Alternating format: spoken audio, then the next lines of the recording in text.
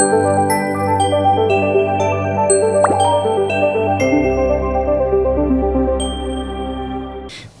country, from the very first day that we started having a republic by Jomo Kenyatta, Yes. they started just fucking it up from the very first day. Yeah. And would you say it's getting worse? Yes, it's getting worse. It's because what has happened, like right now, the scandals we are seeing, where we have Adani. So Adani, the one Airport Holdings, if I'm not wrong. Then you have Adani Energy. Then you look at all this, we are basically selling the country. And the Adani story has interested me so much because the minute that I realized that one of the law firm that represents Adani, Ruto's son works for that law firm. Okay. When you hear that, you're like, are we serious? And then a few days later, a few weeks later, you hear Adani has signed a 95.7 billion contract with Ketraco. That means we've given our electricity to this company. Ruto's son must have been involved in drafting this contract, or he was involved at some level. So basically, I call Kenya nowadays a stand to Ruto Incorporation. Ruto Incorporated, and it's very sad because we are starting to see a president who does not care about conflict of interest. That's why even that conflict of interest bill is in the Senate, because they just want to now loot. And that's why I feel like right now we need to make noise because it's getting worse. And Chiragei is barking, and when a dog is barking, you have to check its owner. So when you hear that story of let's change the constitution so that the president can run for 7 years, they're not stupid. What they want to do, I always say that this is a plan of Ruto trying to see if he can get at least 24 years, because he'll run for 5 years. Sindio? Then ikifika 2031 they start pushing for this amendment, then they change it before the 2032 elections. Then they're like, you know what, since he ran with the other nini, it's null and void. Remember what Moi did? Yeah. The first 14 years were null and void. He had to run for another 2 terms. So then after 2032 we add him 7 and then another 7 years. That's why saizi naambia watu afadhali umbwa. Why? Because we need someone else who's going to come there, and these ideas of changing the constitution so that they can run for longer ziishe. Then someone who's going to relook at Adani. You saw that Bangladesh, as soon as that lady was pushed out, they said one of the things they're going to relook at is Adani, because Adani has pushed electricity bills the Bangladesh juu kabisa, and Adani played a role in causing the riots the Bangladesh.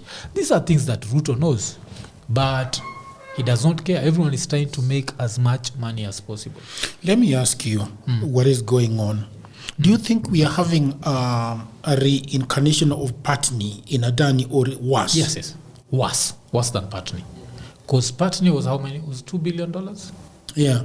Adani, when you think about the electricity deal, is supposed to be 647 billion Kenyan shillings. What is the deal with electricity? What does he want to do? Substations and cabling. Hiyo nini? Wire. How ndio tawagi deal? Hizo wiring ya electricity, and they're going to maintain it for 30 years. So on the Friday, like one of the podcasts on Iko Nini, I was telling people that you look at a place like Nyanza, and a lot of people are looking at Opio and I, and they're very happy that he's involved in this Ketraco deal. What they're forgetting is, in 30 years, the guy who's made you think Ruto is a good president, in 30 years he won't be alive. Because that person is Raila. And we are not wishing Raila death. It's just the way nature works. Yes, in 30 years, me and you will be lucky to be alive. Yeah, understand? that's true. But him, even with luck, even if he's alive, he won't be the same person. He's going to be a totally different person. So when you look at this, but they don't care. So the power deal is they're going to handle the power stations and the cabling. I don't know how they're putting it, but nizo transmission lines. Yes, transmission lines. What do you think they're going to do? Wataanza kuzizimazima. Because saizi wanasema wanani transmission lines because stima imekuwa ikipotea. Remember kuna time stima ilianza kupotea, tunashindwa kwa nini? Yes. So remember who was it? Inakuwa ni kitu sua usema sijui nini jua kuna tenda.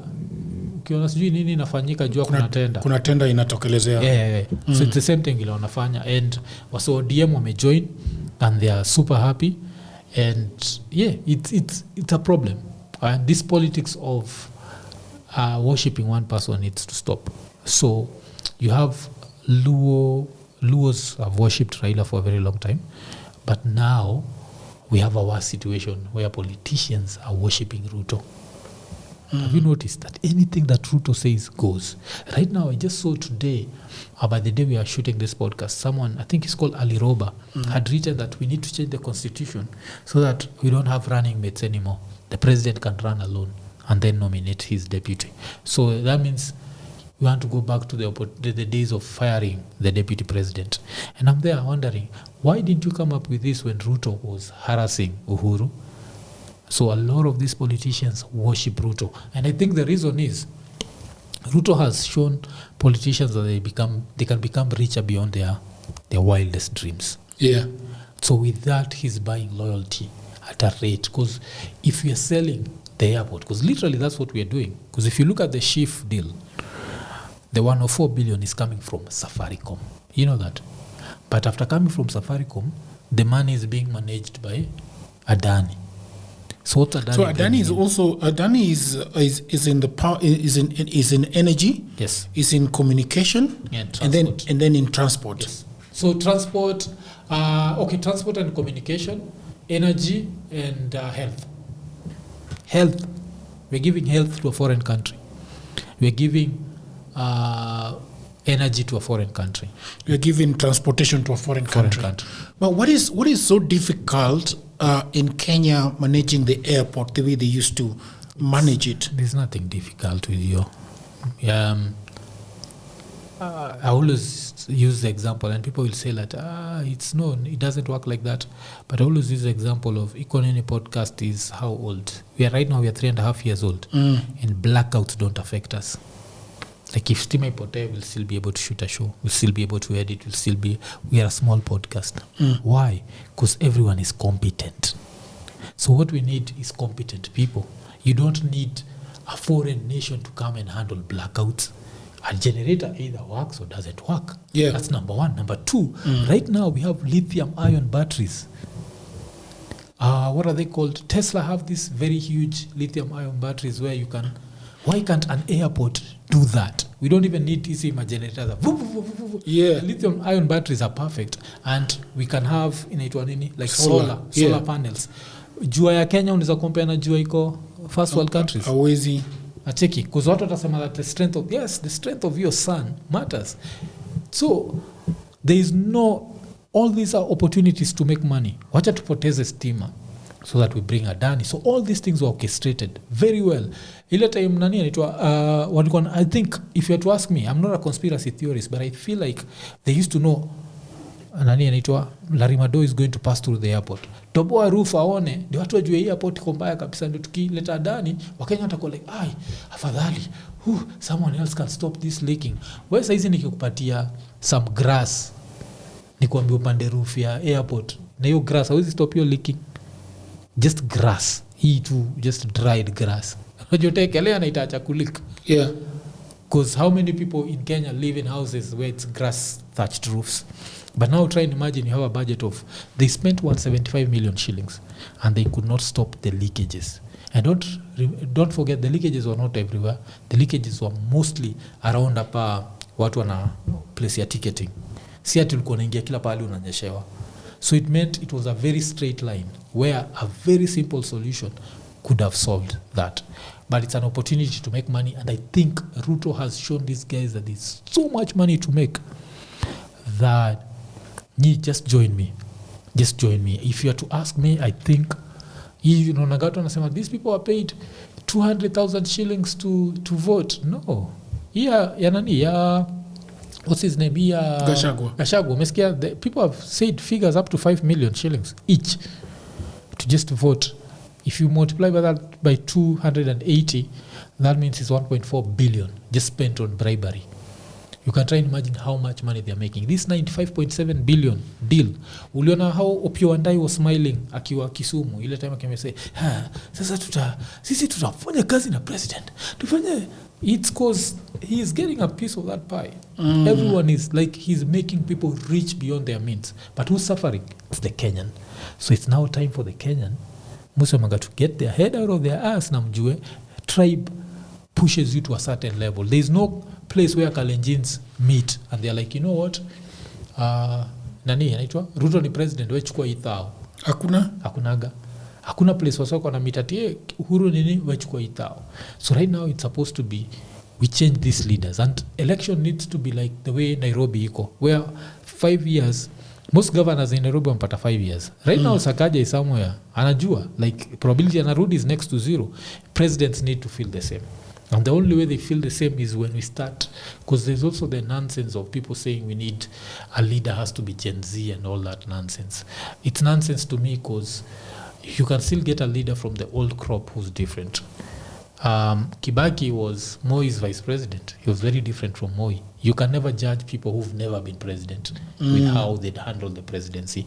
Unapata even Gachagua as a president would have been a very different from Gachagua the deputy president. I'm not saying we make Gachagua the president, of course. Yeah, story yake. Do you think Gachagua was so corrupt that he needed to go home? No, I think Ruto just doesn't love Nino. Ruto has been a deputy president, and as a deputy president we have to be realistic. As a politician you're always ambitious, yes. So as a deputy president I'm sure kuna time Ruto alikuwa anashindwa mtu hawezi kufa tu na alcohol poison. So with that in mind unajianga pia Sakaja not Gachagua na kuangalia na shindwa mtu jua kufi bana. So you always know, because I feel like the deputy president post is so bad because we are so close yet so far. Like if anything happens, like if anything was to happen to the president today, kabla impeachment ya Gachagua, he's the president. And I think if he's going to be the president, can the impeachment proceedings continue? See, everything would hold. That's why unakumbuka kwa when they were in parliament, Umsewa Wajir, the one who was ready to kill 5,000 people. What was his name? Faramalim was there saying, we need to protect our president. If anything happens to the president, God forbid. That's the worst thing, having a deputy president position, because you're always this close yet very far. Angalia Magufuli wanted to be a life president, ended up being a life president, but who benefited from him being a life president? Samia Suluhu. Yeah. So you see, so I feel kuna yo nini, but yeah, Gachagua, I think corruption, there just wasn't. Walikuwa na feel like if I make you too rich, unzaniletea shida. Because remember, Uhuru made Ruto very rich, and what happened? Alimletea shida mingi sana. So if I can get rid of the middleman and just deal with these people directly, I don't need you. So they fought because of the pie. They fought because of money. It's not about ideals. He's not more corrupt than Ruto, because if Ruto's son works for the firm that represents Adani, and Adani is taking over the airport for 30 years, Adani is taking over health for 30 years, Adani is taking over, who is more corrupt than that? So and all these things that have been challenged in court, the Adani deals. Yeah, but you know, they inked the deal on Friday. 95.7 billion for power. It was inked on 11th of October. So that's signed, that's sealed. Sasa wajaluo ata dance pale. Unajua pia ndaya anajua kile tunataka. Anachikizana, now that's the stupidity you're dealing with. So, but the thing is, why? So Ruto was like, this guy, if I keep him in the presidency, he's gonna be too rich. Yeah. But then, so what does that mean for the person that is the incoming? Should this go ahead? They'll have to play their position. Wasilete mambo ya, because him pia ashidage ilikuwa ni every time kutetea mlima. Mlima ifanya hivi. So unajua, you start to alienate. Unakumbusha Ruto that he needs the Kikuyu vote, and which he needs. Hata saizi vile wanajidanganya ati wakishaleta Raila this other side, they'll need. I don't think Raila as a number 2 will be supported as Raila as a number 1. By a number 2 I mean, of course he won't even be on the ballot, si ndio? Sasa atakuwa tumeambia watu wangu fuateni huyu mtu. Itakuwa very different from him being pale juu. So equation ya Ruto, just assuming that now he does not need the Kikuyu vote, because that's what he's doing right now. So let me ask you something, iko nini? So Ruto anarudi tu Nyanza kama ame you know, why attack? Aya na macho ngumu. And you know, I was in Luo Nyanza the other day, and they are so pumped up for Ruto. Yeah. And that's I think that's a tragedy. Yes, it's a tragedy. You see, like one of the things muchakaga sana, like I always hear Luos, and some of them joke that they are Luo pins. Yeah. I always say, like, if you knew one thing about you Europeans, you'd not call yourself a Luopin. The only common thing between Luos and Luopins is they both don't get circumcised. It ends there. After inaishi hapo, because easy leadership. See, anasema hivi kama mjaka. Yeah. Muda. Ukipeleka hii ujinga hii politics in Europe, you're getting pulled off stage. Europeans don't mess around. You remember that lady who spent, there's a certain lady who spent money, alitumia her ticket, her credit card ya government kununua gum, and she ended up losing her seat. That's how much they care about their money. So if you want to call yourself a Luopin, I support it, as long as you copy everything. Let's copy everything. Na nikisema history ya circumcision, sisemi kama disrespect. 70% of the men on earth are not circumcised. The Japanese are not circumcised. The Chinese are not. So it's not a big issue. It's an issue for Moses Kuria. Yeah. But for the rest of the world, it is not a big issue. If it was a gauge for leadership, non-circumcision would be the best for leadership, because the best of the best, from the Germans to the Japanese to the Europeans, yes? So it's not about that. I'm saying it as kukuonyesha that's where it ends, and you don't even know that's a common thing you have with them. Yeah. You don't even, but that's where it ends. There's no Europe country that's taking Obado. There's no Europe country that's taking nonsense ya kina Kidero. Yeah. These are countries where, like, it's the policies are always about the mass. All of us, what do we benefit from this thing? Yeah. As you know, as a, but sisi yetu ni, as long as the leader is happy, our happiness means nothing. Like, me judge, this is how I judge Raila. You're one of the most popular politicians on earth, not just in Kenya, but that's how people love you. That if popular leaders were called, watu wengi watatokea kwa line yako than other bigger countries. You are the one who controls Luo Nyanza, basically. You might say you don't. Then you have Akina Obado have worked because you got them elected. Akina Kidero have worked because you got them elected. I had something like in Homa Bay, the past regime walitumia, was it 280 million in 5 years on beverages and milk and tea and... Yeah, the guy that used to walk without shoes. Yes, 280 million. We go back to who? Ken Okoth. How many schools? Those are 7 schools. You understand? So, if you give me the Ken Okoths, I'll shake your hand. If you give me these clowns, because if you want to tell me, if Raila called today, apigie Siaya, ambeneaje, nataka by next year nakuja kulaunch hospitali. It has to be fully, ikuwe na everything that it needs to have. Takuja next year. Otherwise, everyone here is going to... Is going home. Is going home. Na put phone. Kila mtu ana tetni akienda kufanya kazi yake. That's how much power he has. Na akikuja kula seme nilitisha hospitali, wamekataa. You see, like, people would, but the fact that he doesn't care, because to a certain level, I feel like he wanted the presidency so badly. Nearly got it in 2007. Won it clean, but did not get it. But then afterwards, I think, made so much money after that deal didn't go through. Then made so much money 2013, 2017. I say 2022, he does not care. And it's okay. We haujali. But sasa, ukitaka tufuate mtu for 30 years because of your selfish reasons, we're like, no.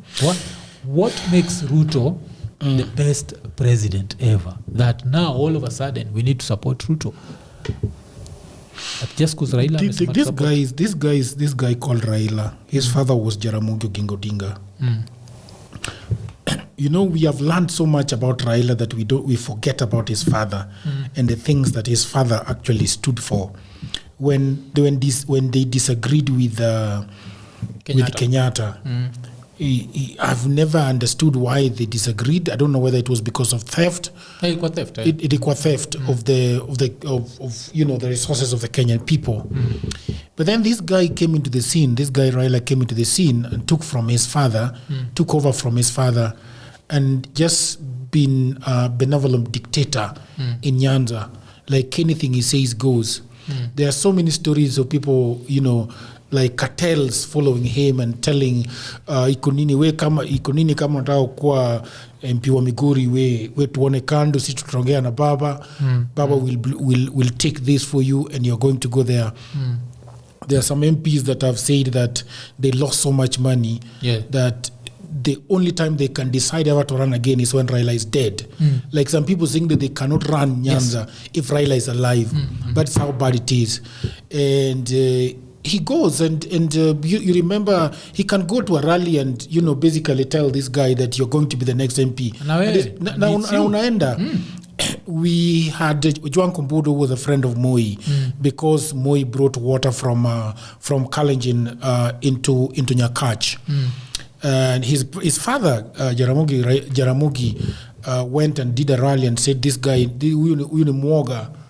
And that was the end of our water. And today, Nyakach people do not have running water. You see, and that is the modus operandi. That is the MO of Raila. That if you piss him off, you'll never see anything. Or, Tuju pissed him off. Yeah. And that was the end of Tuju. Rarieda. And it really changed Rarieda. Yeah. Yes. And then this guy, the first governor of Kisumu, pissed him off. And that was the end of him. Ranguma. Yes, Rasanga was for Siaya, a good friend of his that could not only go back because of 10 years had elapsed. And so if you look at Raila has just been Raila's trajectory has just been akikuja huku national government and he gets a roadblock. Like people he can't fuck up, lakini akienda Nyanza he fucks everybody up, and you can't do anything, and they revere him for I don't know whether that his people are yoga or whatever. Have you ever asked yourself this? Yeah. You're that popular. Yeah. You have this, is it 4 counties? You have Siaya, Kisumu, Homa Bay, Migori, that you literally have 100% control over. You're looking for the top leadership. Why not call these people and tell them, I want Homa Bay General Hospital, Kisumu General, wacha tutoe hata Russia, tuende Siaya, tuende nini, and nataka zikuwe perfect, so that ifike level where if I want cancer treatment and I'm in Nairobi, I'm like, let me go to Siaya. Alafu kifika Siaya, kuna watu wanakuambia unajua kuja kwa hii hospitali kwa nini? Nijua Raila. Mngepatia Raila the national, he'd have done something. Yeah. Do you know that would help you? But if the small people you've put are as corrupt as Ruto, utatuambiaje you are different? Because wewe unafaa kuwa regions zako. I always use watu semaga fiction is fiction, but fiction can teach you something. There's a certain series, unaenda uitafute into a boss, BOSS, used to be on Stars. It was about this very corrupt politician who runs Chicago. And the funny thing about this corrupt politician was Chicago always came first. He can benefit, but Chicago comes first. Is there electricity? Yes. Okay, when nilete tao yangu 5. Lakini kuna stima. Kama kuna stima, usijaribu. Try and imagine in Africa if you are to reason like that. You'd change everything. Yeah. Like the country comes first. Yes, will I benefit? Like even for Ruto, inafaa kwa inchi inakuja kwanza. Niki benefit sawa. We can repair airport. Because for me, one thing that I've never realized with people with like Raila, yani mtu tu anataka kuiba kila kitu. Yani anataka tu kuacha desert hapo. Ataki maji hapo, ataki barabara hapo, ataki mti hapo, yani ataki kila kitu hapo.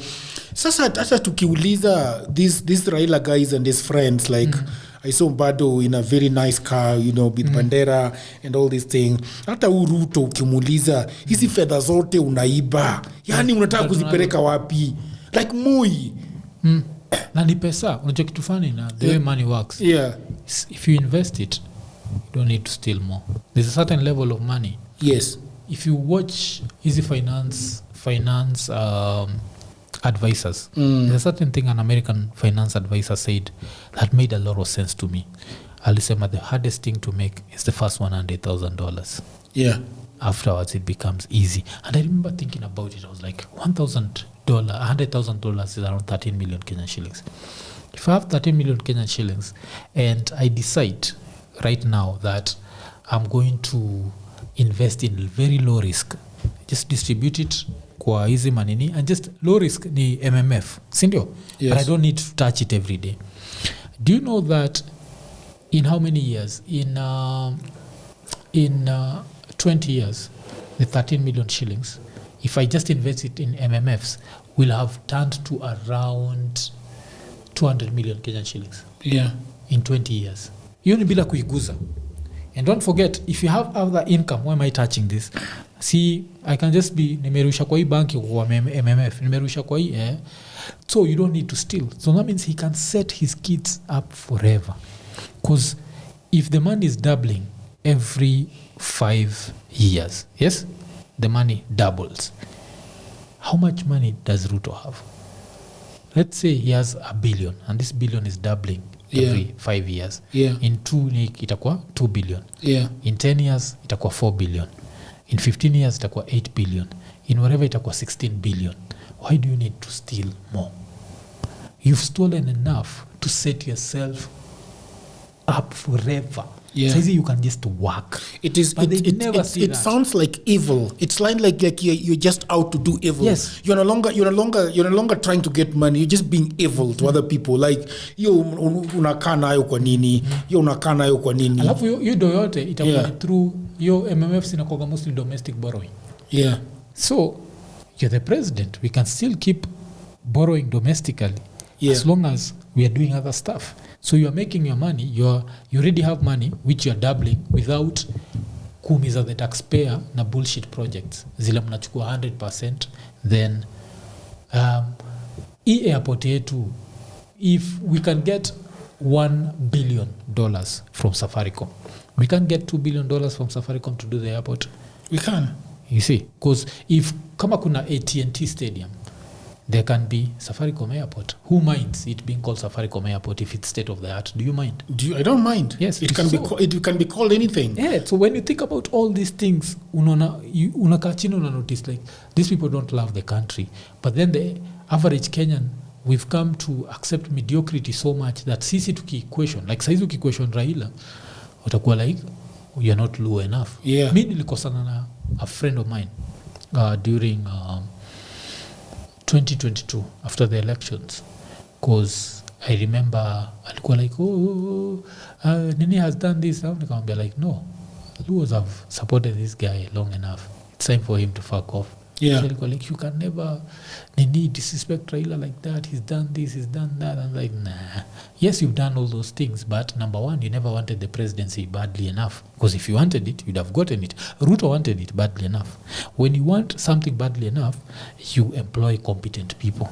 You don't start employing people who are your friends. Watu watanini, akina Junet won't help you win an election. Can they rile up a crowd on ground in Migori? Yes. But can they make sure that the numbers are adding up? Yeah. Because you need someone to tell you like, Buddha, usipolipa my agents, kuna kitu. So muna need, this has to be a very long-term plan. Muna need, like you start planning early. I always say it on the podcast, like right now, I tell people like, Buddha, kuna bro wako iko 15 years old. Kuna bro wako anza kumwambia ana vote 2027.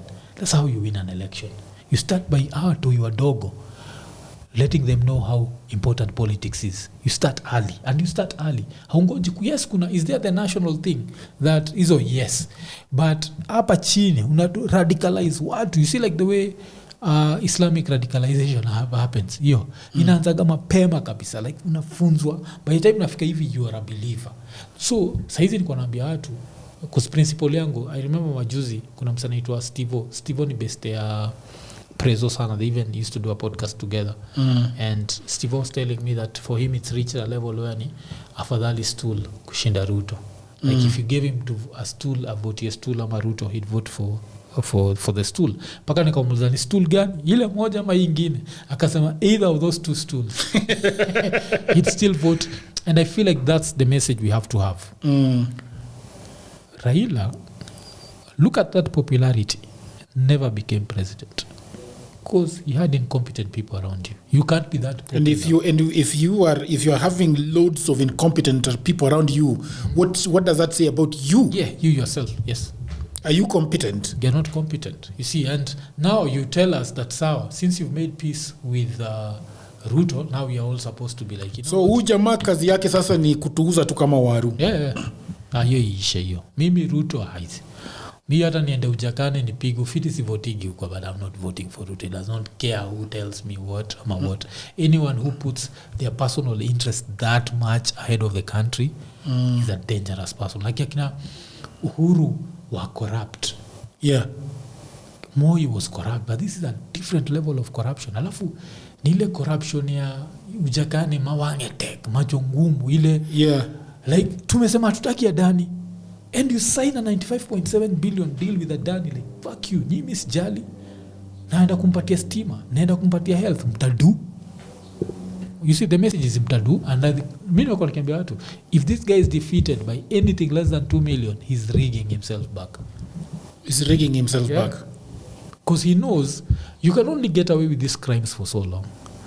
The example I still give ni Magufuli. Remember the way Magufuli, and go watch his videos before he became president. Yeah. He was humble. You could never see him. Yeah.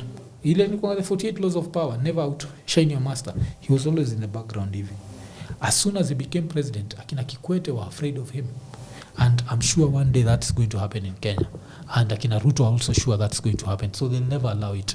I think they're going to try to hold on to power for as long as possible, then hand it over to the next guy who's, and it's sad seeing this. Uliona the video of Chakwera, people were celebrating when they thought he was dead, but he got a stroke. Who were Malawi. At some point, they really loved him, but he's been very incompetent. So now people hate him. I think Africans just want a leader who cares. You don't even need to do much. Just care tu kidogo tu, ona aibu. Where your airport yetu, how does it make you feel? Because I think you've traveled more than me. Yeah. And I remember telling people that me travel is a very developed countries thrice. So it's Netherlands once, America twice. And in 2009, I feel like I did see it because when I travel in 2024, like Kenyans made me see a lot of places in the US, and I went through a lot of airports. Yeah. And I remember coming to Jomo Kenyatta and I was ashamed. I was like, how are you supposed to stop a white supremacist?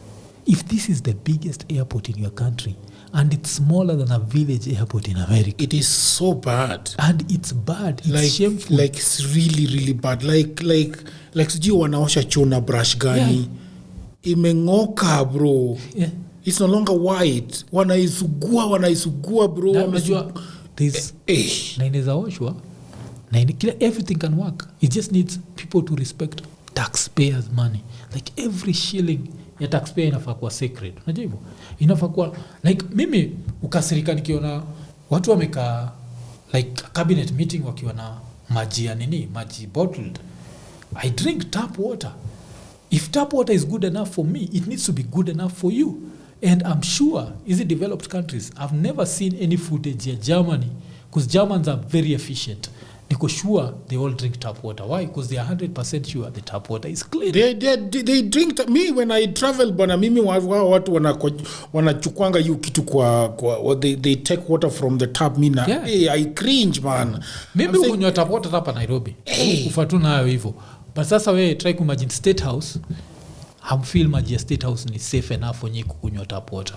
So we are wasting taxpayers' money. A bottle of water is how much? At least 50 shillings. How many? You understand? Tuende parliament, bottled water. Tuende hizi county assembly zote, bottled water. How much money are we spending on something that should just be tap water? And it starts with the leadership. I'm sure TZ, during Magufuli's time, TZ ilikuwa tap water. During Samia, we are back to overspending and doing all that crap. So, do these people right now, another thing Musema, I can defend my mother for loving Raila unconditionally. Yeah. I can defend anyone's grandmother for loving Ruto unconditionally. I can never defend anyone who's educated for the same mistakes. We have more information than our fathers. We have more information than our mothers. We can't make the same mistakes as them. They were allowed to practice tribal politics. You do not have the same privilege. You're educated. So ulienda shule kwa nini? Now I'm supposed to sit down and be like, Kidero is a billionaire. So that's supposed to make me happy because I'm Luo. How does that? Kidero has never given me a single shilling. You're supposed to be happy because of all the Luos that have been given a leadership position in Ruto's government. Are you not supposed to be happy? Fuck them. Me nasijali. Me the only thing najua nani although he's Suba, but Mbadi, me najua Mbadi jua kuambia hoko atembe bila suruali more than anything. That's the only thing najua juu yake. Me I want something that affects my life. And ukiniambia bei ya stima itaenda chini, nataka bei ya stima iende chini. But sasa ukileta Adani, na tumesikia vizuri kabisa Bangladesh, is information people can go online and check. Bangladesh, Adani pushed electricity prices up. Adani units were more expensive than every other supplier in Bangladesh. Adani saizi umesikia vile umesema, if they take over the airport, they have to push the passenger fees up. They're saying it's too low. And right now they have an excuse. Watasema, angalia SGR ni 12,000 shillings. Kwa nini ndege mna charge 7,000? Push juu.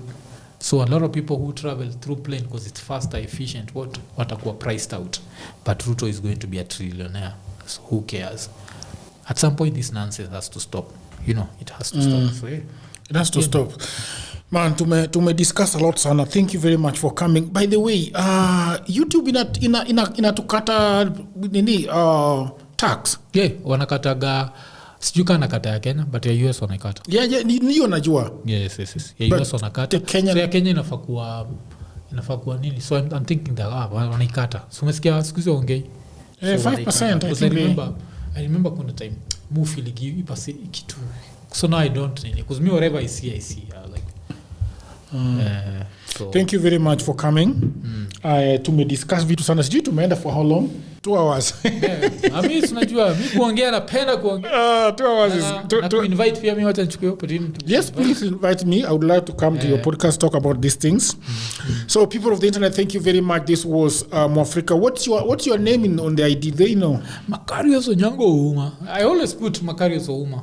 Yeah. Out there. Yes, I always put it. So his name after a Greek, and he was an archbishop, and then I ended up as an atheist. So it's always very funny. Nikikumbuka, but mwambia gatu mamangu ajui. Nikikuja huko kwa podcast yako tutaongea mambo ya atheism because hatujaiguzia hapa. Yeah. So thank you very much people of the internet. Until another episode. Bye for now.